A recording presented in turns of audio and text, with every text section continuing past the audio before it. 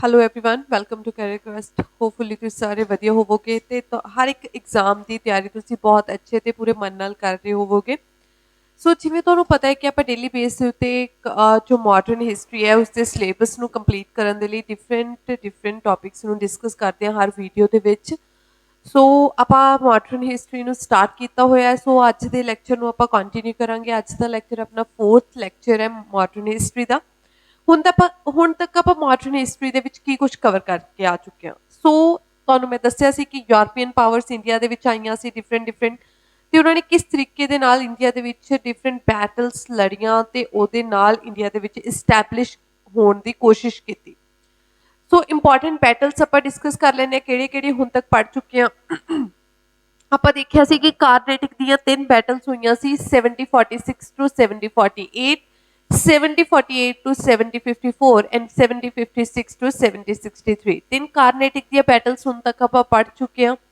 ਇਸ ਤੋਂ ਇਲਾਵਾ ਆਪਾਂ ਬੈਟਲ ਆਫ ਪਲਾਸੀ ਪੜ੍ਹੀ ਸੀ 7057 ਦੇ ਵਿੱਚ ਬੈਟਲ ਆਫ ਬਕਸਰ ਪੜ ਚੁੱਕੇ ਹਾਂ 7064 ਦੇ ਵਿੱਚ ਆਫਟਰ ਦੈਟ ਆਪਾਂ ਡਿਫਰੈਂਟ ਹੋਰ ਬੈਟਲਸ ਪੜ੍ਹੀਆਂ ਕੱਲ ਦੇ ਲੈਕਚਰ ਦੇ ਵਿੱਚ ਮਾਈਸੌਰ ਦੀਆਂ 3 ਬੈਟਲਸ ਪੜ੍ਹੀਆਂ ਸੀ ਕਿਉਂ ਹੋਈਆਂ ਕਿਵੇਂ ਹੋਈਆਂ ਕਿਹੜੀ ਟ੍ਰੀਟੀ ਦੇ ਨਾਲ ਉਹ ਬੈਟਲਸ ਨੂੰ ਖਤਮ ਕੀਤਾ ਗਿਆ ਸੀ ਸਮਝੌਤਿਆਂ ਦੇ ਨਾਲ ਉਹਨਾਂ ਨੂੰ ਡਿਸਕਸ ਕੀਤਾ ਸੀ ਸੋ ਲਾਸਟ ਜਦੋਂ ਆਪਾਂ ਲੈਕਚਰ ਛੱਡਿਆ ਸੀ ਤਾਂ ਆਪਾਂ ਇੱਕ ਜੋ ਟਰਮ ਸੀ ਕਿ ਜੋ ਲਾਸਟ ਬੈਟਲ ਆਫ ਜੋ ਹੋਈ ਸੀ ਮਾਈਸੌਰ ਦੀ ਟੀਪੂ ਸੁਲਤਾਨ ਦੀ ਤੇ ਉਹ ਬੈਟਲ ਜੋ ਹੋਈ ਸੀ 1799 ਕਦੋਂ ਹੋਈ ਸੀ ਉਹ ਬੈਟਲ ਆਪਾਂ ਲਾਸਟ ਲੈਕਚਰ ਦੇ ਵਿੱਚ ਪੜਿਆ ਸੀ ਕਿ 1799 ਦੇ ਵਿੱਚ ਲਾਸਟ ਬੈਟਲ ਆਫ ਮਾਈਸੌਰ ਹੋਈ ਸੀ ਤੇ ਉਹਦਾ ਪਰ ਰੀਜ਼ਨ ਪੜਿਆ ਸੀ ਕਿ ਕਾਰਨ ਕੀ ਸੀ ਉਸ ਬੈਟਲ ਦਾ ਕਿ ਉੱਥੇ ਉਸ ਨੂੰ ਫੋਰਸ ਕੀਤਾ ਜਾ ਰਿਹਾ ਸੀ ਸਬਸਿਡਰੀ ਅਲਾਈਅੰਸ ਸਾਈਨ ਕਰਨ ਦੇ ਲਈ ਟੀਪੂ ਸੁਲਤਾਨ ਨੂੰ ਫੋਰਸ ਕੀਤਾ ਜਾ ਰਿਹਾ ਸੀ ਸਬਸਿਡਰੀ ਅਲਾਈਅੰਸ ਸਾਈਨ ਕਰਨ ਦੇ ਲਈ ਇਸ ਸਬਸਿਡਰੀ ਅਲਾਈਅੰਸ ਟਰਮ ਕੀ ਸੀ ਟਰਮ ਸਬਸਿਡਰੀ ਅਲਾਈਅੰਸ ਕੀ ਸੀ ਕਿਸ ਦੇ ਦੁਆਰਾ ਸਟਾਰਟ ਕੀਤੀ ਗਈ ਸੀ ਇਹ ਸਟਾਰਟ ਕਿਸ ਦੇ ਦੁਆਰਾ ਕੀਤੀ ਗਈ ਸੀ ਜਾਂ ਸਬਸਿਡਰੀ ਅਲਾਈਅੰਸ ਹੈ ਕੀ ਸੀ ਸੋ ਇੱਥੋਂ ਹੀ ਆਪਾਂ ਅੱਜ ਦੇ ਲੈਕਚਰ ਨੂੰ ਸਟਾਰਟ ਕਰਾਂਗੇ ਕਿ ਸਬਸਿਡਰੀ ਅਲਾਈਅੰਸ ਕਿਸ ਦੇ ਦੁਆਰਾ ਸਟਾਰਟ ਕੀਤੀ ਗਈ ਸੀ ਤੇ ਹੈ ਕੀ ਸੀ ਸੋ ਜੋ ਸਬਸਿਡਰੀ ਅਲਾਈਅੰਸ ਸੀ ਉਹ ਸਟਾਰਟ ਕੀਤੀ ਗਈ ਸੀ ਲਾਰਡ ਵੈਲਸਲੀ ਦੇ ਦੁਆਰਾ ਸੋ ਲਾਰਡ ਵੈਲਸਲੀ ਜੋ ਇੰਡੀਆ ਦੇ ਵਿੱਚ ਆਇਆ ਸੀ ਇਹ ਫਸਟਲੀ ਤੁਹਾਨੂੰ ਪਤਾ ਹੋਣਾ ਚਾਹੀਦਾ ਹੈ ਫਸਟ ਕੁਐਸਚਨ ਐਗਜ਼ਾਮੀਨਰ ਦਾ ਇਹੀ ਹੁੰਦਾ ਹੈ ਕਿ ਲਾਰਡ ਵੈਲਸ ਜੋ ਸਬਸਿਡਰੀ ਅਲਾਈਅੰਸ ਹੈ ਉਹ ਸਾਈਨ ਕਿਸ ਦੇ ਦੁਆਰਾ ਸਟਾਰਟ ਕਿਸ ਦੇ ਦੁਆਰਾ ਕੀਤੀ ਗਈ ਸੀ ਤਾਂ ਤੁਹਾਡਾ ਆਨਸਰ ਹੋਏਗਾ ਕਿ ਸਬਸਿਡਰੀ ਅਲਾਈਅੰਸ ਲਾਰਡ ਵੈਲਸਲੀ ਦੇ ਦੁਆਰਾ ਸਟਾਰਟ ਕੀਤੀ ਗਈ ਸੀ ਐਂਡ ਸੈਕੰਡ ਚੀਜ਼ ਜੋ ਲਾਰਡ ਵੈਲਸਲੀ ਸੀ ਇਹ 1798 ਦੇ ਕਰੀਬ ਇੰਡੀਆ ਦੇ ਵਿੱਚ ਆਉਂਦਾ ਹੈ ਤੇ 1805 ਤੱਕ ਇੰਡੀਆ ਦੇ ਵਿੱਚ ਰਹਿੰਦਾ ਹੈ ਬਹੁਤ ਘੱਟ ਟਾਈਮ ਪੀਰੀਅਡ ਦੇ ਲਈ ਇਹ ਇੰਡੀਆ ਦੇ ਵਿੱਚ ਆਇਆ ਸੀ ਬਟ ਸਭ ਤੋਂ ਜ਼ਿਆਦਾ ਇੰਡੀਆ ਦੇ ਵਿੱਚ ਬ੍ਰਿਟਿਸ਼ ਰਾਜ ਨੂੰ ਐਕਸਪੈਂਡ ਕਰਕੇ ਗਿਆ ਸੀ ਸਭ ਤੋਂ ਜ਼ਿਆਦਾ ਬ੍ਰਿਟਿਸ਼ ਰਾਜ ਨੂੰ ਇੰਨੇ ਕੁ ਸਾਲਾਂ ਦੇ ਵਿੱਚ ਇਸਨੇ ਇੰਡੀਆ ਦੇ ਵਿੱਚ ਪੂਰੀ ਤਰੀਕੇ ਦੇ ਨਾਲ ਐਕਸਪੈਂਡ ਕਰਤਾ ਸੀ ਕਿਹੜੇ ਤਰੀਕੇ ਅਪਣਾਏ ਸੀ ਇਸਨੇ ਇੰਡੀਆ ਦੇ ਵਿੱਚ ਬ੍ਰਿਟਿਸ਼ ਰਾਜ ਨੂੰ ਐਕਸਪੈਂਡ ਕਰਨ ਦੇ ਲਈ ਜਾਂ ਫੈਲਾਉਣ ਦੇ ਲਈ ਸੋ ਸਭ ਤੋਂ ਪਹਿਲਾਂ ਇਹਦੀ ਜੋ ਸਟ੍ਰੈਟਜੀ ਰਹੀ ਸੀ ਉਹ ਰਹੀ ਸੀ ਸਬਸਿਡਰੀ ਅਲਾਈਅੰਸ ਸੋ ਸਬਸਿਡਰੀ ਅਲਾਈਅੰਸ ਦੇ ਨਾਲ ਹੀ ਇਸਨੇ ਆਲਮੋਸਟ ਪੂਰੇ ਦਾ ਪੂਰਾ ਇੰਡੀਆ ਆਲਮੋਸਟ ਪੂਰੇ ਦਾ ਪੂਰਾ ਇੰਡੀਆ ਬ੍ਰਿਟਿਸ਼ ਰਾਜ ਦੇ ਅੰਡਰ ਕਵਰ ਕਰਨ ਦੀ ਕੋਸ਼ਿਸ਼ ਕੀਤੀ ਸੀ ਸੋ ਸਬਸਿਡਰੀ ਅਲਾਈਅੰਸ ਹੁੰਦੀ ਕੀ ਸੀ ਪਹਿਲੀ ਗੱਲ ਜੋ ਵੀ ਰਾਜ ਜੋ ਵੀ ਸਟੇਟ ਜਾਂ ਜੋ ਵੀ ਪ੍ਰੋਵਿੰਸ ਇਸ ਸਬਸਿਡਰੀ ਅਲਾਈਅੰਸ ਉੱਤੇ ਸਾਈਨ ਕਰ ਲੈਂਦਾ ਸੀ ਉਹ ਇੱਕ ਤਰੀਕੇ ਦਾ ਡਾਇਰੈਕਟਲੀ ਇਨਡਾਇਰੈਕਟਲੀ ਕਿਸ ਦੇ ਅੰਦਰ ਆ ਜਾਂਦਾ ਸੀ ਬ੍ਰਿਟਿਸ਼ ਰਾਜ ਦੇ ਵਿੱਚ ਆ ਜਾਂਦਾ ਸੀ ਹੁਣ ਇਹ ਸਬਸਿਡਰੀ ਅਲਾਈਅੰਸ ਕੀ ਸੀ ਜਾਂ ਇਹਦੀਆਂ ਕੀ ਕੰਡੀਸ਼ਨ ਸੀ ਜਿਸ ਨੂੰ ਫੋਲੋ ਕਰਨਾ ਪੈਂਦਾ ਸੀ ਇਹ ਸ਼ੁਰੂ ਕਿਵੇਂ ਹੋਈ ਲਾਰਡ ਵੈਲਸਲੀ ਨੇ ਇੱਕ ਚੀਜ਼ ਨੂੰ ਅਬਜ਼ਰਵ ਕੀਤਾ ਲਾਰਡ ਵੈਲਸਲੀ ਨੇ ਦੇਖਿਆ ਕਿ ਜੋ ਇੰਡੀਆ ਦੇ ਰਾਜੇ ਨੇ ਜਾਂ ਇੰਡੀਆ ਦੇ ਪ੍ਰਿੰਸੈਸ ਨੇ ਜਾਂ ਇੰਡੀਆ ਦੇ ਹਰ ਸਟੇਟ ਨੂੰ ਸੰਭਾਲਣ ਵਾਲੇ ਜੋ ਵੀ ਪ੍ਰਿੰਸੈਸ ਨੇ ਉਹ ਕੀ ਹੈ ਉਹਨਾਂ ਦੀ ਆਪਸ ਦੇ ਵਿੱਚ ਨਹੀਂ ਬਣਦੀ ਹੈਗੀ ਠੀਕ ਹੈ ਉਹਨਾਂ ਦੀ ਆਪਸ ਦੇ ਵਿੱਚ ਜੋ ਉਹਨਾਂ ਦੇ ਕੋਈ ਨਾ ਕੋਈ ਕਨਫਲਿਕਟਸ ਚੱਲਦਾ ਰਹਿੰਦਾ ਹੈ ਤੇ ਇੱਕ ਦੂਜੇ ਤੇ ਬਿਲਕੁਲ ਵੀ ਟਰਸਟ ਨਹੀਂ ਕਰਦੇ ਜੋ ਇੰਡੀਆ ਦੇ ਪ੍ਰੋਵਿੰਸਸ ਨੇ ਜਾਂ ਇੰਡੀਆ ਦੇ ਲੋਕ ਨੇ ਉਹ ਇੱਕ ਦੂਜੇ ਦੇ ਉੱਤੇ ਟਰਸਟ ਨਹੀਂ ਕਰਦੇ ਜਿਸ ਦਾ ਫਾਇਦਾ ਜਿਸ ਦੀ ਐਡਵਾਂਟੇजेस ਕਿਸਨੇ ਚੱਕੀ ਸੀ ਲਾਰਡ ਵੈਲਸਲੀ ਨੇ ਕੀ ਕੀਤਾ ਕਹਿੰਦਾ ਮੈਂ ਕੀ ਕਰਾਂਗਾ ਇਹਨਾਂ ਇਹਨਾਂ ਨੂੰ ਇਹਨਾਂ ਦੇ ਹੀ ਜੋ ਇਹਨਾਂ ਦੇ ਵੀਕ ਪੁਆਇੰਟਸ ਨੇ ਉਹਨਾਂ ਦੇ ਨਾਲ ਡਿਫੀਟ ਕਰਕੇ ਪੂਰੀ ਇੰਡੀਆ ਦੇ ਉੱਤੇ ਰਾਜ ਕਰਾਂਗਾ। ਹੁਣ ਇਸਨੇ ਇੱਕ ਕੀ ਇੱਕ ਕਹਿ ਦੋ ਸਕੀਮ ਸਟਾਰਟ ਕੀਤੀ, ਕਿਸ ਦੇ ਦੁਆਰਾ? ਲਾਰਡ ਵੈਲਸਲੀ ਨੇ। ਉਹ ਕਿਸੇ ਇੱਕ ਸਟੇਟ ਦੇ ਰਾਜੇ ਕੋਲ ਜਾਂਦਾ ਸੀ ਤੇ ਉਸਨੂੰ ਕੀ ਕਰ ਦਿੰਦਾ ਸੀ? ਡਰਾ ਦਿੰਦਾ ਸੀ, ਉਸਨੂੰ ਪੂਰੇ ਤਰੀਕੇ ਦੇ ਨਾਲ ਡਰਾ ਦਿੰਦਾ ਸੀ। ਉਹ ਸਟੇਟ ਦੇ ਰਾਜੇ ਕੋਲ ਜਾਂ ਪ੍ਰਿੰਸ ਕੋਲ ਜਾ ਕੇ ਕਹਿੰਦਾ ਸੀ ਕਿ ਅਗਰ ਉਹ ਕਹਿੰਦਾ ਸੀ ਕਿ ਦੂਸਰੀ ਸੈਕਿੰਡ ਸਟੇਟ ਹੈ ਜੋ ਤੇਰੇ ਨਾਲ ਵਾਲੀ ਨੇਬਰ ਸਟੇਟ ਹੈ ਉਹ ਤੇਰੇ ਉੱਤੇ ਹਮਲਾ ਕਰਨ ਦੀ ਪਲੈਨਿੰਗ ਕਰ ਰਹੀ ਹੈ, ਅਗਰ ਉਹ ਤੇਰੇ ਉੱਤੇ ਹਮਲਾ ਕਰੇਗੀ ਤਾਂ ਤੂੰ ਉਸਨੂੰ ਕਿਵੇਂ ਬਚੇਗਾ? ਜਾਂ ਦੇਖੋ ਇੱਕ ਰਾਜੇ ਨੂੰ ਦੂਸਰੇ ਰਾਜੇ ਦੇ ਉੱਤੇ ਬਿਲਕੁਲ ਵੀ ਟਰਸਟ ਤਾਂ ਹੈ ਨਹੀਂ ਸੀ ਇੰਡੀਅਨਸ ਦੇ ਉੱਤੇ, ਤਾਂ ਉਸ ਲਾਰਡ ਵੈਲਸਲੀ ਦੀ ਗੱਲ ਦੇ ਵਿੱਚ ਆ ਜਾਂਦੇ ਸੀ ਕਿ ਹਾਂ ਹੋ ਸਕਦਾ ਹੈ ਕਿ ਦੂਸਰੇ ਰਾਜ ਦਾ ਰਾਜਾ ਮੇਰੇ ਉੱਤੇ ਹਮਲਾ ਕਰੇ ਤਾਂ ਮੈਂ ਉਹਨਾਂ ਦੇ ਨਾਲ ਕਿਸ ਤਰੀਕੇ ਦੇ ਨਾਲ ਮੈਂ ਉਹਨਾਂ ਤੋਂ ਬਚਾਂਗਾ ਕਿਵੇਂ? ਤਾਂ ਉਸੇ ਚੀਜ਼ ਦਾ ਸੋਲੂਸ਼ਨ ਦਿੰਦਾ ਸੀ ਲਾਰਡ ਵੈਲਸਲੀ। ਲਾਰਡ ਵੈਲਸਲੀ ਕਹਿੰਦਾ ਸੀ ਕਿ ਮੇਰੇ ਕੋਲ ਇੱਕ ਸੋਲੂਸ਼ਨ ਹੈ, ਮੈਂ ਉਹ ਤੈਨੂੰ ਦੇਵਾਂਗਾ ਤੇ ਅਗਰ ਤੁਸੀਂ ਉਹਨੂੰ ਫੋਲੋ ਕਰਦੇ ਹੋ ਦੈਟ ਮੀਨਸ ਅਸੀਂ ਤੁਹਾਨੂੰ ਪ੍ਰੋਟੈਕਟ ਕਰਾਂਗੇ।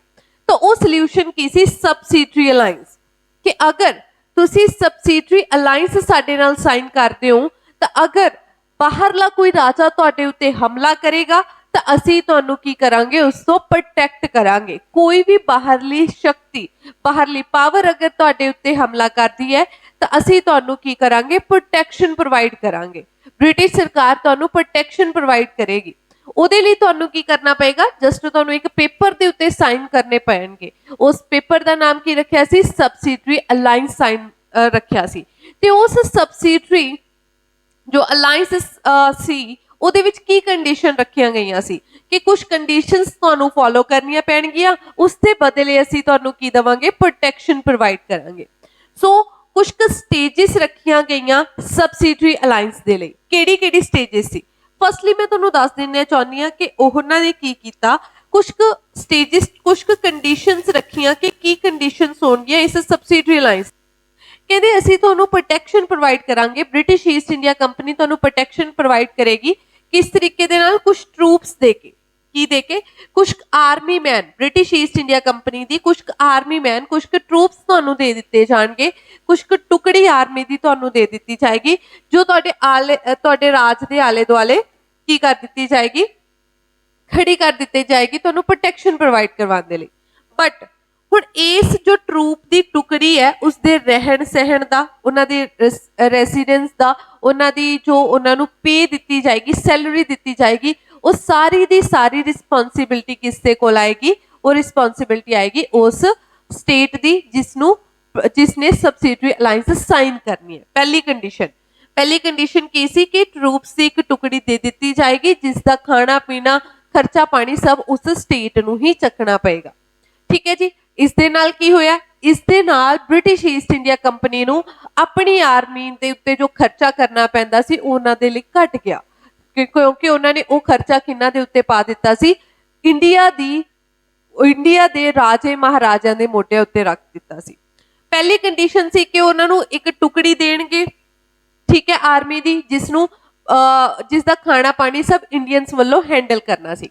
ਸੈਕਿੰਡ ਚੀਜ਼ ਉਹਨਾਂ ਨੇ ਕਹੀ ਕਿ ਜਦੋਂ ਤੁਸੀਂ ਸਾਡੇ ਨਾਲ ਇਸ ਸਬਸਿਡਰੀ ਅਲਾਈਅੰਸ ਉੱਤੇ ਸਾਈਨ ਕਰ ਦੋਗੇ ਤਾਂ ਤੁਸੀਂ ਸਾਡੇ ਤੋਂ ਬਿਨਾਂ ਪੁੱਛੇ ਕਿਸੇ ਵੀ ਆਪਣੀ ਨੇਬਰ ਸਟੇਟ ਨਾਲ ਜਾਂ ਕਿਸੇ ਬਾਹਰੀ ਕੰਟਰੀ ਦੇ ਨਾਲ ਕਿਸੇ ਤਰੀਕੇ ਦੀ ਕੋਈ ਵੀ ਬੈਟਲ ਨਹੀਂ ਲੜੋਗੇ, ਕਿਸੇ ਤਰੀਕੇ ਦੀ ਕੋਈ ਬੈਟਲ ਨਹੀਂ ਲੜੋਗੇ। Third condition, without British East India company ਦੀ ਪਰਮਿਸ਼ਨ ਤੋਂ ਬਿਨਾਂ ਕਿਸੇ ਵੀ ਨੇਬਰ ਸਟੇਟ ਨੂੰ ਜਾਂ ਕਿਸੇ ਵੀ ਨੇਬਰ ਕੰਟਰੀ ਦੇ ਨਾਲ ਤੁਸੀਂ ਟ੍ਰੇਡ ਜਾਂ ਫਰੈਂਡਸ਼ਿਪ ਵਾਲੇ ਰਿਲੇਸ਼ਨਸ ਨਹੀਂ ਬਣਾਓਗੇ।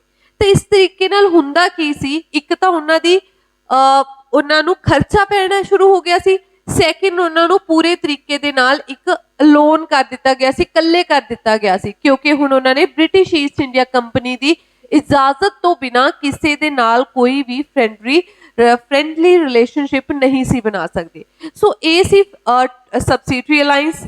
ਸੋ ਜਦੋਂ ਵੀ ਕੋਈ ਵੀ ਸਟੇਟ ਸਬਸਿਡਰੀ ਅਲਾਈਅੰਸ ਸਾਈਨ ਕਰ ਲੈਂਦੀ ਸੀ ਬ੍ਰਿਟਿਸ਼ ਈਸਟ ਇੰਡੀਆ ਕੰਪਨੀ ਦੇ ਨਾਲ ਤਾਂ ਉਹ ਇਨਡਾਇਰੈਕਟਲੀ ਕਿਸ ਦੇ ਅੰਡਰ ਹੋ ਜਾਂਦੀ ਸੀ? ਬ੍ਰਿਟਿਸ਼ ਈਸਟ ਇੰਡੀਆ ਕੰਪਨੀ ਦੇ ਅੰਡਰ ਹੋ ਜਾਂਦੀ ਸੀ। ਸੋ ਇਹ ਸਾਰੀਆਂ ਦੀਆਂ ਸਾਰੀਆਂ ਸਟੇਟ ਲਿਖ ਰੱਖੀਆਂ। ਸਟੇਟ ਦੇ ਵਿੱਚ ਆਪਾਂ ਲਿਖਿਆ ਹੈ the company undertook to lend its troop to the friendly Indian prince to assist him his war। पहली स्टेज ਦੇ ਵਿੱਚ ਉਹਨਾਂ ਨੇ ਕੀ ਲਿਖਿਆ ਹੈ ਕਿ ਕੁਝ ਕੁ ਟਰੂਪਸ ਦਾ ਜੋ ਟੁਕੜਾ ਸੀ ਉਹ ਕਿੰਨਾਂ ਨੂੰ ਦੇ ਦਿੱਤਾ ਜਾਂਦਾ ਸੀ, ਉਸ ਸਟੇਟ ਦੇ ਪ੍ਰਿੰਸ ਨੂੰ ਦੇ ਦਿੱਤਾ ਜਾਂਦਾ ਸੀ ਤਾਂ ਜੋ ਉਹ ਸਟੇਟ ਦਾ ਪ੍ਰਿੰਸ ਦੇ ਉੱਤੇ ਅਗਰ ਕੋਈ ਹੋਰ ਪ੍ਰਿੰਸ ਹਮਲਾ ਕਰੇ ਤਾਂ ਉਸ ਨੂੰ ਪ੍ਰੋਟੈਕਸ਼ਨ ਪ੍ਰੋਵਾਈਡ ਕਰਵਾਈ ਜਾ ਸਕੇ। ਸੈਕੰਡ ਸਟੇਜ ਕੀ ਹੈ ਜੀ, the company's troops took the field on their own account with the assistance of Indian ally who made common cause with them. Next stage, the third stage was reached when Indian ally was not supplying men but money. So ही चीज़ मैं जो दे बोल चुकी हाँ वही सब कुछ इत्थे लिखिया होया, तुसी पढ़ना चाहते हो तो इसको पढ़ सकते हो। किसी दे नाल कोई फ्रेंडली रिलेशन नहीं रखने उन्हां दी इजाजत तो बिना, ना ही किसी दे नाल कोई किसी तरीके दी बैटल्स करनियां ने। हुण इस तो इलावा एग्जामिनर पॉइंट ऑफ व्यू नाल की इंपॉर्टेंट है, जो एग्जामिनर क्वेश्चन कित्थों चकदा है। फर्स्टली एक क्वेश्चन रखा जाएगा कि जो सबसिडरी अलायंस है उस स्टार्ट किसके द्वारा की गई सी, तो तुहाडा आंसर होएगा लॉर्ड वेल्सली के द्वारा स्टार्ट की गई सी। कदों स्टार्ट की गई सी, 1798 दे विच की गई सी। लॉर्ड वेल्सली का टाइम पीरियड 1798 टू 1805 सी। नैक्सट क्वेश्चन की बनेगा कि सब तो पहली स्टेट केड़ी सी जिस दे नाल सबसिडरी अलायंस साइन की सी लॉर्ड वेल्सली ने, तो तुहाडा आंसर होएगा हैदराबाद। ठीक है जी, सब तो पहली स्टेट केड़ी सी जिसने सबसिडरी अलायंस साइन की सी, दैट वाज अ हैदराबाद इन 1798 दे विच। इस तो बाद किस दे नाल साइन की गई, अवध दे नाल भी साइन कर ली गई सी, 1799 दे विच ही अवध दे नाल साइन कर ली गई सी। इस तो इलावा देखो अगर तुहानू पुछया जावे कि सब तो पहली स्टेट किस केड़ी सी जिहदे नाल सबसिडरी अलायंस साइन की, तो आंसर तुसी हैदराबाद करोगे। अगर पूछा जाए फोर्सफुली किस तो साइन करवाई गई सी, फर्स्ट स्टेट जिहदे तो फोर्सफुली साइन करवाई गई सी दैट वाज अवध। ठीक है जी, अगर फोर्सफुली पूछा जाए तो अवध तो साइन करवाई गई सी, ते अगर पूछा जाए कि सिंपली किस तो साइन करवाई गई सी सबसिडरी अलायंस, तो तुहाडा आंसर होएगा हैदराबाद इन 1798।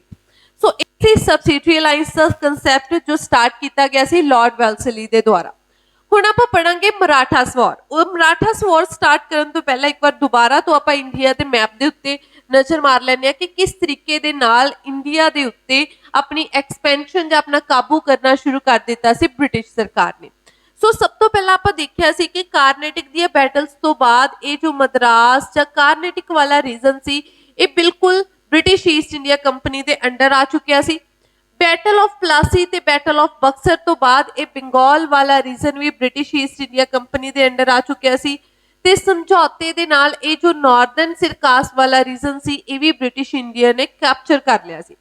इस तो बाद आपां देखिया कल आपां पढ़ियां सी मैसूर दियां बैटल्स, 4 बैटल्स आपां मैसूर दियां पढ़ियां सी ते जिथे हैदर अली ते टीपू सुल्तान वर्गे योद्धियां ने अपनी टैरेटरी नूं बचाउण दी कोशिश की, बट बहुत सारे अटैम्प्ट्स तो बाद जो मैसूर सी ये भी ब्रिटिश ईस्ट इंडिया कंपनी के कोल हो चुकिया सी। इस तो बाद आपां हुण पढ़ के आए हैं कि सबसिडरी अलायंस साइन करवा ली गई सी हैदराबाद तो। हैदराबाद दे नाल सबसिडरी अलायंस साइन करन तो बाद हैदराबाद भी किस दे अंडर आ चुकिया सी, ब्रिटिश ईस्ट इंडिया कंपनी दे अंडर आ चुकिया सी। हुण एक स्ट्रॉन्ग पावर रह गई सी, वो केड़ी सी, मराठास। ठीक है जी, मराठास रह गए सी जो ब्रिटिश ईस्ट इंडिया कंपनी तो पहुंच तो बाहर सी। हुण दे जो स्टैप होणगे, हुण दे जो उन्हां दे अटैम्प्ट्स होणगे, उस बैटल्स दे थ्रू मराठास भी किन्हां दे अंडर आ जाएगी, ब्रिटिश ईस्ट इंडिया कंपनी दे अंडर आ जाएगी। सो मराठास नूं कैप्चर करन दे लई कुछ मराठास बैटल होईयां सी, उन्हां नूं डिस्कस करांगे। सब तो पहली हुंदी है मराठास फर्स्ट बैटल। मराठास जो फर्स्ट बैटल हुई सी ये उसे समय हुई सी जदों सैकेंड बैटल ऑफ मैसूर हुई सी। सैकेंड बैटल ऑफ मैसूर कदों हुई सी, 1780 तो लेके 1784 तक हुई सी। बट जो मराठास फर्स्ट बैटल है वो 1775 1775 तो लेके 1782 तक हुई सी। हुण ऐसे की सर्कमस्टांस बने सी जिदे करके मराठास ते अपनी ब्रिटिश ईस्ट इंडिया कंपनी दे विचकार एडी लंबी बैटल चली सी 1775 तो लेके 1782 दे विच। हुण हुंदा की कि 1771 एक बार आपां बैकग्राउंड चा देख लैंदे आ कि की कंडीशंस बन गईयां सी बैटल दियां। इस मराठा दी पहली लड़ाई दे की कारण बने सी। ਹੁੰਦਾ ਕੀ ਕਿ 1771 ਦੇ ਵਿੱਚ ਪਾਣੀਪਤ ਦਾ ਜੋ ਯੁੱਧ ਹੁੰਦਾ ਹੈ, ਥਰਡ ਬੈਟਲ ਆਫ ਪਾਣੀਪਤ ਹੁੰਦੀ ਹੈ ਇਨ 1771 1771 ਦੇ ਵਿੱਚ। ਸਭ ਨੂੰ ਪਤਾ ਹੈ ਕਿ ਜੋ ਥਰਡ ਬੈਟਲ ਆਫ ਪਾਣੀਪਤ ਹੈ ਉਹ ਕਿਹਨਾਂ ਦੇ ਵਿਚਕਾਰ ਹੋਈ ਸੀ? ਅਹਿਮਦ ਸ਼ਾਹ ਅਬਦਾਲੀ ਤੇ ਮਰਾਠਾਸ ਦੇ ਵਿਚਕਾਰ ਹੋਈ ਸੀ। ਇਸ ਥਰਡ ਬੈਟਲ ਆਫ ਪਾਣੀਪਤ ਇਨ 1771 ਮਰਾਠਾਸ ਨੂੰ ਅਹਿਮਦ ਸ਼ਾਹ ਅਬਦਾਲੀ ਬਹੁਤ ਬੁਰੇ ਤਰੀਕੇ ਦੇ ਨਾਲ ਹਰਾਉਂਦਾ ਹੈ। ਜਦੋਂ ਅਹਿਮਦ ਸ਼ਾਹ ਅਬਦਾਲੀ ਮਰਾਠਾਸ ਨੂੰ ਬਹੁਤ ਬੁਰੇ ਤਰੀਕੇ ਦੇ ਨਾਲ ਹਰਾ ਦਿੰਦਾ ਉਸ ਬੈਟਲ ਦੇ ਵਿੱਚ, ਤਾਂ ਉਹਦੇ ਵਿੱਚ ਮਰਾਠਾਸ ਦੇ ਬਹੁਤ ਇੰਪੋਰਟੈਂਟ ਜਾਂ ਬਹੁਤ ਪ੍ਰੋਮੀਨੈਂਟ ਯੋਧਾ ਜੋ ਹੁੰਦੇ ਸੀ ਉਹਨਾਂ ਦੀ ਕੀ ਹੋ ਜਾਂਦੀ ਹੈ? ਡੈਥ ਹੋ ਜਾਂਦੀ ਹੈ। ਪੇਸ਼ਵਾ ਨੂੰ, ਉੱਥੋਂ ਦੇ ਪੇਸ਼ਵਾ ਨੂੰ ਬਹੁਤ ਸਾਰਾ ਨੁਕਸਾਨ ਝੱਲਣਾ ਪੈ ਜਾਂਦਾ ਹੈ। ਸੋ ਹੁੰਦਾ ਕੀ ਹੈ ਕਿ ਉਸ ਡੈਥ ਤੋਂ ਬਾਅਦ ਪੇਸ਼ਵਾ ਦੀ ਵੀ ਥੋੜੇ ਟਾਈਮ ਵਿਦਿਨ 6 ਔਰ 1 ਈਅਰ ਉਹਦੀ ਡੈਥ ਹੋ ਜਾਂਦੀ ਹੈ। ਤਾਂ ਜੋ ਜਿਹੜੀ ਪੇਸ਼ਵਾ ਦੀ ਕੁਰਸੀ ਹੁੰਦੀ ਹੈ ਉਹ ਬਿਲਕੁਲ ਖਾਲੀ ਹੋ ਜਾਂਦੀ ਹੈ। ਫਿਰ ਉਸ ਕੁਰਸੀ ਦੇ ਪਿੱਛੇ ਮਤਲਬ ਇੱਕ ਤਰੀਕੇ ਦੀ ਇੱਕ ਦੂਜੇ ਦੇ ਨਾਲ ਹੀ ਖਾਰ ਖਾਣੀ ਸ਼ੁਰੂ ਕਰ ਦਿੰਦੇ ਨੇ ਮਰਾਠਾਸ। ਹੁੰਦਾ ਕੀ ਹੈ ਕਹਿੰਦੇ, but soon under leadership of Madhav Rao they are resign their prestige but it was short lived. ਉਸ ਤੋਂ ਬਾਅਦ ਪੇਸ਼ਵਾ ਦੀ ਡੈਥ ਤੋਂ ਗੱਦੀ ਦੇ ਉੱਤੇ ਬਿਠਾਇਆ ਜਾਂਦਾ ਹੈ ਮਾਧਵ ਰਾਓ ਨੂੰ।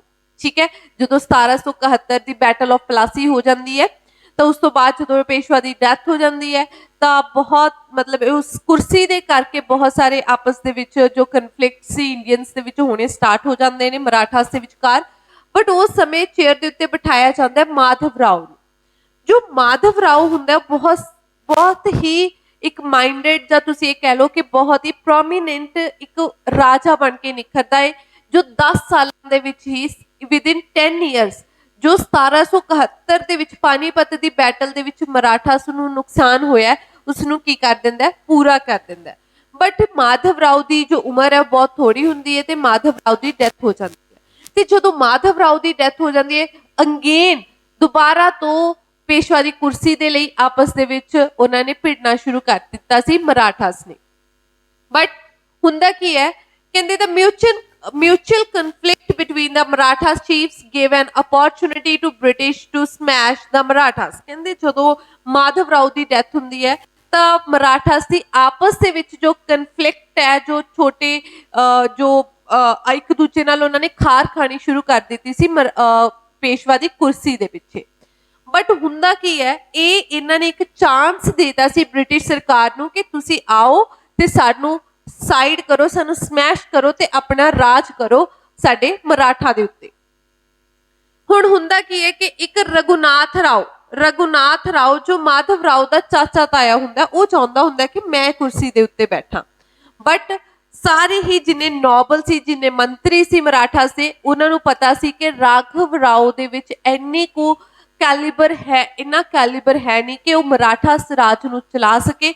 ਸੋ ਦੈਟਸ ਵਾਈ ਉਹਨਾਂ ਨੇ ਅਗਲਾ ਨੋਮੀਨੇਸ਼ਨ ਕਿਹਨੂੰ ਦਿੱਤਾ? ਮਾਧਵ ਰਾਓ ਦਾ ਜੋ ਬੇਟਾ ਸੀ, ਠੀਕ ਹੈ, ਉਸਨੂੰ ਉਹਨਾਂ ਨੇ ਨੋਮੀਨੇਟ ਕੀਤਾ, ਜੋ ਕਿ ਮਾਧਵ ਰਾਓ ਦੀ ਡੈਥ ਤੋਂ ਬਾਅਦ 40 ਦਿਨਾਂ ਬਾਅਦ ਉਹਦਾ ਬਰਥ ਹੋਇਆ ਸੀ ਤੇ ਉਸ 40 ਦਿਨਾਂ ਦੇ ਬੱਚੇ ਨੂੰ ਹੀ ਪੇਸ਼ਵਾ ਨੂੰ ਕੁਰਸੀ ਦਾ ਨੋਮੀਨੇਸ਼ਨ ਹੱਕਦਾਰ ਬਣਾਤਾ। ਬਟ ਇਹ ਰਘੁਨਾਥ ਰਾਓ ਨੇ ਆਪਣੇ ਲਿੰਕਅਪ ਕਿਹਨਾਂ ਨਾਲ ਕੀਤੇ ਹੋਏ ਸੀ? ਬ੍ਰਿਟਿਸ਼ ਈਸਟ ਇੰਡੀਆ ਕੰਪਨੀ ਦੇ ਨਾਲ। ਤੇ ਬ੍ਰਿਟਿਸ਼ ਈਸਟ ਇੰਡੀਆ ਕੰਪਨੀ ਨੂੰ ਉਸ ਸਮੇਂ ਲੀਡ ਕਰ ਰਿਹਾ ਸੀ ਵਾਰਨ ਹਾਸਟਿੰਗ। ਤੇ ਵਾਰਨ ਹਾਸਟਿੰਗ ਕਹਿ ਰਿਹਾ ਸੀ ਕਿ ਕੁਰਸੀ ਦੇ ਉੱਤੇ ਤੁਸੀਂ ਰਘੁਨਾਥ ਰਾਓ ਨੂੰ ਬਿਠਾਓ। ਠੀਕ ਹੈ ਜੀ, ਉਧਰੋਂ British East India company support ਕਰ ਰਹੀ ਸੀ ਰਘੁਨਾਥ ਰਾਓ ਨੂੰ ਐਂਡ ਉਧਰੋਂ ਜੋ ਨੋਬਲ ਸੀ ਉਹ ਮਾਧਵ ਰਾਓ ਦੇ ਬੇਟੇ ਨੂੰ ਪ੍ਰੋਸੀਡ ਕਰ ਰਹੇ ਸੀ ਕਿ ਨੈਕਸਟ ਜੋ ਦਾਅਵੇਦਾਰ ਹੋਏਗਾ ਕੁਰਸੀ ਦਾ ਉਹ ਮਾਧਵ ਰਾਓ ਦਾ ਬੇਟਾ ਹੋਏਗਾ। ਜਿਸ ਦੇ ਕਰਕੇ ਰਘੁਨਾਥ ਰਾਓ ਨੇ ਬ੍ਰਿਟਿਸ਼ ਈਸਟ ਇੰਡੀਆ ਕੰਪਨੀ ਦੀ ਹੈਲਪ ਦੇ ਨਾਲ ਕੀ ਕੀਤਾ? 2200 ਸੋਲਜਰ ਦੇ ਨਾਲ ਮਰਾਠਾਸ ਦੇ ਉੱਤੇ ਹਮਲਾ ਕੀਤਾ ਤੇ ਜਿਹਦੇ ਨਾਲ ਫਸਟ ਐਂਗਲੋ ਸਿੱਖ ਵਾਰ ਸਟਾਰਟ ਹੋ ਜਾਂਦੀ ਹੈ। ਜਦੋਂ ਫਸਟ ਐਂਗਲੋ ਸਿੱਖ ਵਾਰ ਸਟਾਰਟ ਹੁੰਦੀ ਹੈ ਤਾਂ ਇਸ ਚੀਜ਼ ਦਾ ਪਤਾ ਜਦੋਂ ਆਪਣੇ ਮੇਨ ਜੋ ਮੈਂਬਰ ਹੁੰਦੇ ਨੇ ਬ੍ਰਿਟਿਸ਼ ਈਸਟ ਇੰਡੀਆ ਕੰਪਨੀ ਜੋ ਬੰਗਾਲ ਦੇ ਵਿੱਚ ਬੈਠੇ ਹੁੰਦੇ ਨੇ, ਜਦੋਂ ਉਹਨਾਂ ਨੂੰ ਇਸ ਚੀਜ਼ ਦਾ ਪਤਾ ਲੱਗਦਾ ਹੈ ਕਿ British East India company Raghunath Rao ਦਾ ਸਾਥ ਦੇ ਰਹੀ ਹੈ ਜੋ ਕਿ ਸਾਡੇ ਲਈ ਅੱਗੇ ਜਾ ਕੇ ਪ੍ਰੋਬਲਮਸ ਕ੍ਰੀਏਟ ਕਰ ਸਕਦਾ ਹੈ, ਤਾਂ ਉਹਨਾਂ ਨੇ ਬ੍ਰਿਟਿਸ਼ ਈਸਟ ਇੰਡੀਆ ਕੰਪਨੀ ਨੂੰ ਕਿਹਾ ਕਿ ਤੁਸੀਂ ਰਘੁਨਾਥ ਰਾਓ ਦਾ ਸਾਥ ਛੱਡ ਦਿਓ। ਸੋ ਨੈਕਸਟ ਦਾਅਵੇਦਾਰ ਕਿਸ ਨੂੰ ਬਣਾਇਆ ਜਾ ਰਿਹਾ ਸੀ? ਨਾਨਾ ਫਰਨਾਂਡਿਸ ਦੇ, ਜੋ ਜਿਸਨੇ ਛੋਟੇ 40 ਸਾਲ ਦੇ 40 ਦਿਨਾਂ ਦੇ ਬੱਚੇ ਨੂੰ ਕੀ ਕੀਤਾ ਸੀ? ਉਹਦੇ ਗਾਈਡ बने सी, ठीक है। उस दे बिहाफ दे उत्ते 40 दिनां दे बच्चे दे बिहाफ दे उत्ते जो फैसले सी वो नाना साहिब दे द्वारा लए जांदे सी। सो नाना साहिब नॉबल्स एक साइड सी, दूसरी साइड कौन सी, रघुनाथ राव ते ब्रिटिश ईस्ट इंडिया कंपनी। पर ब्रिटिश ईस्ट इंडिया कंपनी नूं बैक स्टैप लैण दे लई मजबूर कर दिता सी। मेन जो गवर्नर जनरल सी जो बंगाल दे विच बैठा होया सी उसने, ते जिस दे नाल जो रघुनाथ राव है वो कल्ला रह जांदा है ते रघुनाथ राव नूं जेल दे विच भेज दिता जांदा है, बिकॉज उन्हें अपने नाल ही की कर ली सी, गद्दारी कर ली सी। ते जिस करके जो अपना पेशवा है उसनूं 40 दिनां दे बच्चे नूं ही कुर्सी दे उत्ते बिठा दिता जांदा है। सो इस जदों ये गल हुई कि बैक स्टैप लै लिया सी ब्रिटिश ईस्ट इंडिया कंपनी ने, ते अपने जो मराठा उन्होंने कहा सी कि रघुनाथ साडा ही बंदा, असीं आप ही सांभ लांगे, आपां इस बैटल नूं की कर दिंदे आ, खत्म कर दिंदे आ। किस ट्रीटी दे नाल? Treaty of Salbai. एग्जाम दे विच पुछया जांदा है कि ट्रीटी ऑफ सालाबाई कदों हुई सी, तो आंसर होएगा 1782 दे विच इस ट्रीटी ऑफ सालाबाई हुंदी है, ते इस दे नाल ही फर्स्ट बैटल ऑफ मराठास की हो जाती है, खत्म हो जाती है। इस तो बाद वो रघुनाथ राव नूं थोड़ा टाइम जेल च रखण तो बाद की करदे ने, पेंशन दे उत्ते भेज दिंदे ने। बट रघुनाथ राव कहंदा कि अगर तुसीं मैनूं अपने इस मंत्री मंडल च नहीं रखना, एट लीस्ट मेरे बेटे नूं मंत्री मंडल दे विच जरूर रखो। सो उसदे बेटे ही अगे जाके, रघुनाथ राव दे बेटे ही अगे जाके मराठास दे जो पेशवा ने वो बनणगे। So first battle of Maratha Salbai treaty दे नाल खत्म हो जाती है। फिर सैकेंड बैटल हुंदी है 1803 तो लैके 1805 तक। हुण ऐसा की हुंदा है कि 1803 दे विच दोबारा तो ब्रिटिश ईस्ट इंडिया कंपनी ते की हुंदा है, ब्रिटिश ईस्ट इंडिया कंपनी ते मराठा दे विचकार दोबारा तो सैकेंड बैटल ऑफ मराठास हुंदी है। 1803 तो लैके 1805 तक सैकेंड बैटल होएगी। ऐसे किहड़े सरकमस्टांस बन जाते हैं? एक्चुअल दे विच महात्मा गांधी ने कहा सी कि असी ब्रिटिशर्स नूं अपना देश दिता है, ना कि ब्रिटिशर्स ने साडी कंट्री दे उत्ते राज किया, बल्कि असी ब्रिटिशर्स नूं बुलाया, इनवाइट किया ते उन्हां नूं थाली दे विच परोस के अपना की दिता है, इंडिया दिता है। ਤਾਂ ਉਹ ਸਟੇਟਮੈਂਟ ਬਿਲਕੁਲ ਸਹੀ ਸੀ। ਐਕਚੁਅਲ ਦੇ ਵਿੱਚ ਬ੍ਰਿਟਿਸ਼ ਈਸਟ ਇੰਡੀਆ ਕੰਪਨੀ ਉਨਾ ਟਾਈਮ ਸਾਡੇ ਉੱਤੇ ਰਾਜ ਨਹੀਂ ਸੀ ਕਰ ਸਕਦੀ ਜਿੰਨਾ ਟਾਈਮ ਅਸੀਂ ਖੁਦ ਨਾ ਚਾਹੁੰਦੇ। ਬਟ ਹੁੰਦਾ ਕੀ ਹੈ ਕਿ ਬ੍ਰਿਟਿਸ਼ ਜੋ ਇੰਡੀਅਨ ਸੀ ਉਹ ਆਪਸ ਦੇ ਵਿੱਚ ਟਰਸਟ ਨਹੀਂ ਸੀ ਕਰਦੇ ਤੇ ਕਿਸੇ ਛੋਟੀ ਨਾ ਛੋਟੀ ਚੀਜ਼ ਨੂੰ ਲੈ ਕੇ ਲੜਦੇ ਹੀ ਰਹਿੰਦੇ ਸੀ। ਹੁਣ ਜੋ ਮਰਾਠਾ ਸੈਕਿੰਡ ਬੈਟਲ ਹੈ ਇਸ ਦਾ ਕਾਰਨ ਵੀ ਮਰਾਠਾਸ ਖੁਦ ਹੀ ਬਣੇ ਸਨ, ਬਿਕਾਜ਼ ਉਹਨਾਂ ਦੀ ਆਪਸ ਦੇ ਵਿੱਚ बिल्कुल भी जो सैटलमेंट सी वो नहीं आ रही सी। एक दूजे दे विच जो छोटे छोटे कन्फ्लिक्ट सी उही कारण बनते ने एक दूजे की मौत का या एक दूजे के राज के खोण का। ते सैकेंड चीज़ मराठास के खत्म होने का कारण मराठास खुद बनते हैं। सो हुंदा की है जो 1803 ते 1805 का टाइम आता है उदों ये 5 इंपॉर्टेंट प्रोमीनेंट पावर सी जो इंडिया के उत्ते जां मराठास के उत्ते राज कर रही सी। एग्जाम पॉइंट ऑफ व्यू नाल पीसीएस कह लो, आईएएस कह लो, जां तुसीं छोटे लैवल के एग्जाम कह लो, इन्हां दे एग्जाम पॉइंट ऑफ व्यू नाल वेरी वेरी इंपॉर्टेंट है। ये तुहानूं मैच ऑफ कॉलम करन दे विच भी आ जांदा है कि कौन पर्सन सी, किहड़ा राजा सी, किहड़े एरिए दे उत्तों राज कर रहा सी। मैच ऑफ कॉलम दे विच आ सकदा है। देखो पेशवा पूने दे उत्तों राज कर रहा सी, जिहड़ा मेन लीडर सी मराठा दा, दैट वाज अ पेशवा। वो कौन सी? पेशवा ही सी जो पूना दे उत्तों राज कर रहा सी। गायकाड बरोडा तो सी, सिंधिया गवालियर तो सी, हलकर्स इंदौर तो सी ते भोंसले नागपुर तो सी। ये तुसी याद रखना एग्जाम पॉइंट ऑफ व्यू नाल वेरी वेरी इंपॉर्टेंट है कि कौन बंदा कित्थों लीड कर रहा सी। सो मेन लीडर सी इन्हां दा पेशवा। एक्चुअली पेशवा ते सिंधिया दी आपस दे विच बहुत अच्छी सैटलमेंट सी। ਇਹਦੇ ਵਿੱਚੋਂ ਇੱਕ ਮੇਨ ਇੰਪੋਰਟੈਂਟ ਰਾਜਾ ਜਿਹੜਾ ਪਾਵਰਫੁਲ ਸੀ ਉਹ ਹੋਲਕਰ ਸੀ, ਠੀਕ ਹੈ ਜੀ। ਸੋ ਪੇਸ਼ਵਾ ਤੇ ਸਿੰਧੀਆ ਦੀ ਆਪਸ ਦੇ ਵਿੱਚ ਬਹੁਤ ਅੱਛੀ ਬਣਦੀ ਸੀ ਤੇ ਇਹ ਦੋਨੋਂ ਹੀ ਅੱਗੇ ਜਾ ਕੇ ਲੀਡ ਕਰਨ ਦੀ ਕੋਸ਼ਿਸ਼ ਕਰਦੇ ਸਨ। ਬਟ ਇਹਨਾਂ ਨੂੰ ਕੰਪੀਟ ਕੌਣ ਕਰਦਾ ਸੀ? ਹੋਲਕਰ ਕਰਦਾ ਸੀ। ਐਕਚੁਅਲ ਦੇ ਵਿੱਚ ਹੋਲਕਰ ਨੇ ਕੀ ਕੀਤਾ? ਹੋਲਕਰ ਨੇ ਆਪਣੇ ਬ੍ਰਦਰ ਦੇ ਨਾਲ ਮਿਲ ਕੇ ਸਾਊਥ ਤੇ ਨਾਰਥ ਦੋਨੋਂ ਪਾਰਟਸ ਦੇ ਵਿੱਚ ਆਪਣੀ ਹੀ ਐਕਸਪੈਂਸ਼ਨ ਕਰਨੀ ਸ਼ੁਰੂ ਕਰ ਦਿੱਤੀ ਸੀ। ਈਵਨ जो होलकर दा ब्रदर सी, होलकर दे ब्रदर ने पेशवा दे कुछ रीजन दे विच अपना कब्जा करना शुरू कर दिता सी, जिसदी जो इलम सी जदों पेशवा नूं होया तां पेशवा ने होलकर दे ब्रदर नूं ਮਰਵਾਉਣ ਦਾ ਹੁਕਮ ਦੇ ਦਿੱਤਾ। ਜਦੋਂ ਹੋਲਕਰ ਦੇ ਬ੍ਰਦਰ ਨੂੰ ਮਾਰ ਦਿੱਤਾ ਗਿਆ, ਇਸ ਚੀਜ਼ ਦਾ ਬਦਲਾ ਲੈਣ ਦੇ ਲਈ ਹੋਲਕਰ ਨੇ ਪੇਸ਼ਵਾ ਤੇ ਸਿੰਧੀਆ ਦੀ ਜੋ ਮਿਲ ਕੇ ਪਾਵਰ ਸੀ, ਜੁਆਇੰਟ ਆਰਮੀ ਸੀ, ਦੋਨਾਂ ਨੂੰ ਹੀ ਡਿਫੀਟ ਕਰ ਦਿੱਤਾ। ਕਿਸਨੇ ਡਿਫੀਟ ਕੀਤਾ? ਹੋਲਕਰ ਨੇ। ਕਿਸ ਦੀ ਪਾਵਰ ਨੂੰ ਜਾਂ ਕਿਸ ਦੀ ਆਰਮੀ ਨੂੰ? ਪੇਸ਼ਵਾ ਤੇ ਸਿੰਧੀਆ ਦੀ ਆਰਮੀ ਨੂੰ ਡਿਫੀਟ ਕਰ ਦਿੱਤਾ। ਹੁਣ ਪੇਸ਼ਵਾ ਸੀ ਉਹ ਮੇਨ ਲੀਡਰ ਸੀ ਮਰਾਠਾਸ ਦਾ। ਜਦੋਂ ਉਸਨੇ ਉਹ ਆਪਣੀ ਇਸ ਹਾਰ ਨੂੰ ਬਰਦਾਸ਼ਤ ਨਾ ਕਰਦਾ ਹੋਇਆ ਬ੍ਰਿਟਿਸ਼ ਈਸਟ ਇੰਡੀਆ ਕੋਲ ਚਲੇ ਜਾਂਦਾ ਹੈ ਤੇ ਬ੍ਰਿਟਿਸ਼ ਈਸਟ ਇੰਡੀਆ ਨੂੰ ਕਹਿੰਦਾ ਹੈ ਕਿ ਮੈਨੂੰ ਤੁਹਾਡੀ ਕੀ ਚਾਹੀਦੀ ਹੈ? ਹੈਲਪ ਚਾਹੀਦੀ ਹੈ। ਕਾਹਦੇ ਲਈ? ਆਪਣੇ ਹੀ ਬੰਦਿਆਂ ਨੂੰ ਮਰਵਾਉਣ ਦੇ ਲਈ। ਸੋ ਹੁੰਦਾ ਕੀ ਹੈ ਕਿ ਕੌਣ ਜਾਂਦਾ ਹੈ? ਪੇਸ਼ਵਾ ਜਾਂਦਾ ਹੈ। ਕਿਸ ਦੇ ਕੋਲ ਜਾਂਦਾ ਹੈ? ਇਹ ਜਾਂਦਾ ਹੈ ਆਪਣਾ ਬ੍ਰਿਟਿਸ਼ ਈਸਟ ਇੰਡੀਆ ਕੰਪਨੀ ਦੇ ਕੋਲ। ਉਹਨਾਂ ਦੇ ਨਾਲ ਇੱਕ ਟ੍ਰੀਟੀ ਸਾਈਨ ਕਰ ਲੈਂਦਾ 1802 ਦੇ ਵਿੱਚ। ਠੀਕ ਹੈ, ਜਦੋਂ 1802 ਦੇ ਵਿੱਚ ਪੇਸ਼ਵਾ ਤੇ ਬ੍ਰਿਟਿਸ਼ ਈਸਟ ਇੰਡੀਆ ਕੰਪਨੀ ਦੀ ਇੱਕ ਟ੍ਰੀਟੀ ਸਾਈਨ ਹੋ ਜਾਂਦੀ ਹੈ ਤਾਂ ਪੇਸ਼ਵਾ ਦੀ ਸਹਾਇਤਾ ਕਰਦਾ ਬ੍ਰਿਟਿਸ਼ ਈਸਟ ਇੰਡੀਆ ਕੰਪਨੀ। ਕਿਸ ਨੂੰ ਹਰਾਉਣ ਦੇ ਲਈ? ਹੋਲਕਰ ਨੂੰ ਹਿਲਾਉਣ ਦੇ ਲਈ। ਐਕਚੁਅਲ ਦੇ ਵਿੱਚ ਹੁੰਦਾ ਕੀ ਹੈ ਕਿ ਇੰਡੀਅਨਸ ਦੇ ਵਿੱਚ ਇੰਨੀ ਕੁ ਜ਼ਿਆਦਾ ਬਿਲਕੁਲ ਵੀ ਤੁਸੀਂ ਕਹਿ ਲਓ ਨਾ ਮਾਤਰ ਦੀ ਯੂਨਿਟੀ ਹੁੰਦੀ ਸੀ। ਅਗਰ ਦੋ ਜਾਣੇ ਬ੍ਰਿਟਿਸ਼ ਈਸਟ ਇੰਡੀਆ ਕੰਪਨੀ ਦੇ ਨਾਲ ਲੜ ਰਹੇ ਹੁੰਦੇ ਸੀ, ਜਿਵੇਂ ਹੋਲਕਰ ਤੇ ਗਾਇਕਾਡ ਲੜ ਰਹੇ ਨੇ ਬ੍ਰਿਟਿਸ਼ ਈਸਟ ਇੰਡੀਆ ਕੰਪਨੀ ਦੇ ਨਾਲ, ਬਾਕੀ ਬੈਠ ਕੇ ਕੀ ਉਸ ਦਾ ਤਮਾਸ਼ਾ ਦੇਖਦੇ ਸੀ। ਸੋ ਸੈਕਿੰਡ ਬੈਟਲ ਆਫ ਮਰਾਠਾਸ 1803 ਦੇ ਵਿੱਚ ਸਟਾਰਟ ਹੋ ਜਾਂਦੀ ਹੈ ਉਸ 1802 ਦੀ ਇੱਕ ਟ੍ਰੀਟੀ ਤੋਂ ਬਾਅਦ। ਬਟ ਹੁੰਦਾ ਕੀ ਹੈ, ਐਟ ਦ ਐਂਡ ਪੇਸ਼ਵਾ ਨੂੰ ਵੀ ਲੱਗਦਾ ਹੈ ਕਿ ਮੈਨੇ ਗਲਤੀ ਕਰ ਲਈ ਬ੍ਰਿਟਿਸ਼ ਈਸਟ ਇੰਡੀਆ ਕੰਪਨੀ ਨੂੰ ਦੇ ਕੋਲ ਜਾ ਕੇ, because British East India company ਹੁਣ ਪੇਸ਼ਵਾ ਦੇ ਅਗੇਂਸਟ ਵੀ ਹੋ ਚੁੱਕੀ ਸੀ।